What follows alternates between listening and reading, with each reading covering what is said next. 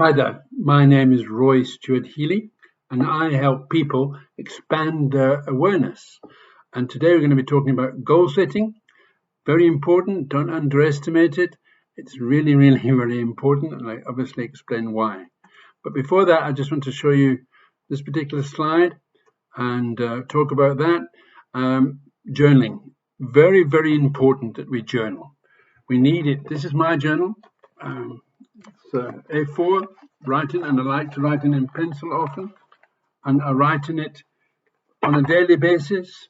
I write all sorts of stuff. I write things I've learned, things I need to do, things I need to be reminded of, things I've learned from videos, important quotes, some exercises. I'll show you now what you do.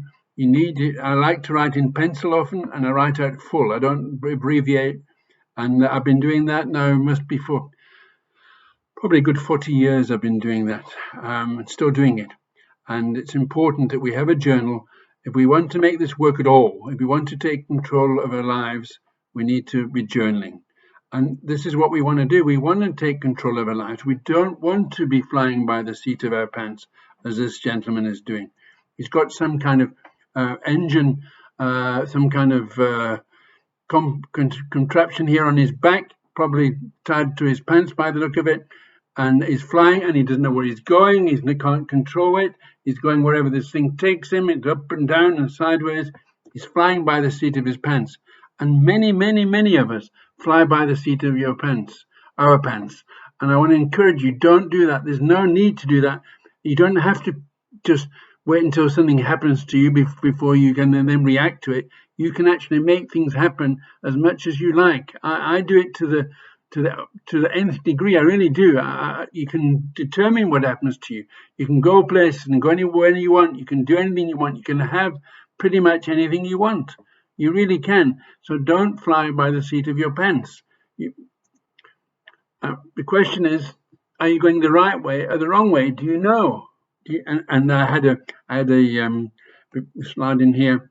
I had a slide in here with Diana Ross saying, do you know where you're going to? Do you know what life is showing you? And that is the question. Are you going the right way or the wrong way? And sometimes most people, a lot of people, don't know which way they're going. They're just kind of taking a day as it comes, day by day. And yes, there's a teaching coming in the future that we have to live in the now, but you still need to know where you're going. We live just down the road from Southampton. Well, it's across I'm on the Isle of Wight, so then it's across the way there. One of the ferries runs from Southampton to Cowes. And what happens is that the ships out, the big ships leave that port every single day, massive one, and it used to be liners, but at the moment there's not many ocean liners going, passenger liners at least. So when they leave, if they don't know where they're going, how the heck are they going to reach their destination? How will they know when they get there? So they go out. Captain said, the helmsman says, we're going right or left, Captain. Or I suppose he would say starboard or port, Captain. And he would tell them exactly what they have to do, where they go, where they must go, because he knows his destination. He knows the end result. You can't set off and say, well, I don't know actually, because I'm not sure if I'm going to Norway. Let's turn to starboard and see what happens. And we end up in the Mediterranean or end up in the Caribbean. Oh, maybe we'll go to New York. No, you can't do that. You need to know exactly which way you're going before you set off. So you need to be writing it down now. So you need to have a goal and to hit the target. You need to know how you're going to hit the target. Anyway, years ago, my son-in-law came to me, a very wise young man, a bit older now. He's older and wiser now. And he said to me, Dad, have you written down your goals? And I said, no, it's all right, Tim. I know them. I've got them in my head. I know exactly what I'm doing. I've got them sussed out. I know how to do this. I'm all right, And he said, no, Dad, you need to write them down. So I said, no. Anyway, about a month later, he comes back again and says, Dad, did you write down your goals? So I said, no, Tim, I know what's going on here. I'm fine. I've got the mental list in my head. Got it sorted. And then about another month later, 3 months before I got the message here, he was persistent, and thank goodness for that. He was persistent. I said, Dad, have you written them down yet? So, Better keep my him from pestering me. I'll go and write them down. So I sat down, quiet time in the morning, and sat down, and I started to write my goals down. Wrote number 1, and I wrote down, I want to live to be 104. And I thought, where did that come from? What happened there? I didn't have that on my mental list. Do I want to live to be 104? Yes, I do. Okay, it's a goal. It's important. Then I need to be doing stuff towards that. But what I didn't know, it was in my heart and it wasn't in my head. And that's why one of the main reasons you need to write the goals down. Because what happens is that your heart and your head have two different agendas, and you'll find I'll probably do a whole video on this at one stage. They have two different agendas completely. Your heart and your head, or your subconscious, perhaps, and your conscious. So you need to write them down, and you need to kind of balance them out and figure out, is this what my heart wants? The two need to agree, basically. Your head and your heart need to have the same agenda. And that's extremely important that they have the same agenda. So I want to encourage you, write them down and consider each one. Say, is this really what I want? Is this what a direction I want? Now, again, some wisdom from Tim. He had short-term, 3 or 4 month goals, particularly for his business, and then he had long-term 2 or 3 year goals. Then he had 10-year goals. And often he'd come to me, Dad, and said, Dad, I've managed my 2-month goals. I've still got 2 weeks to go, and I've hit my goal. And he'd do that often. He would hit his goals before time.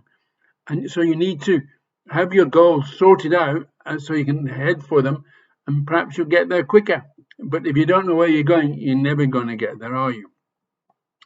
Then the next thing we need to be doing is, again, in the journal, is you need to be writing down what you're grateful for, because we get more of what we think about. That's what it happens. And again, more teachings to follow.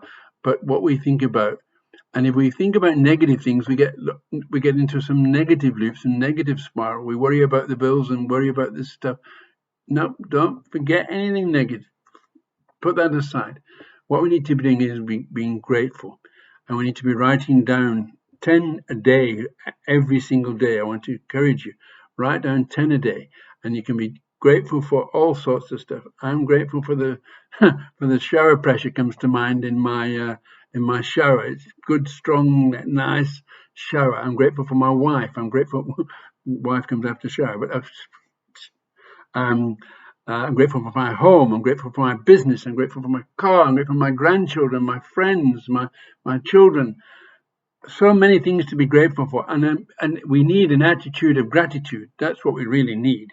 And then the way to get that is to write down at least 10 fully out every day, and get into a grateful mode, a grateful thought pattern, and be grateful for all sorts of stuff. And the more you're grateful, the more you get good things happen to you. That's really how it works. Trust me. So 10 gratefuls a day, and they can be, sometimes you can repeat the same ones. There can be new ones coming up. I'm sure you'll find lots and lots of things. And it really does happen that way. Is the more you write down grateful stuff, the more you got to be grateful for. Grateful for all sorts of stuff. There's nothing that you, I'll be very grateful when the various shops open. I need to get stuff from the shops and the hairdressers and the dentist and stuff. But in the meantime, I'm grateful that I can go out and go for exercise and sell boats and do some work. I'm a broker by my day job is broking, selling yachts and boats. So yes. Okay. The last thing I want to just say before ending off is we need to make time. We need to make time to grow, to learn, to read, to understand. We need to have a quiet time in the mornings, basically, or a power hour, as I like to call it now. Having a power hour.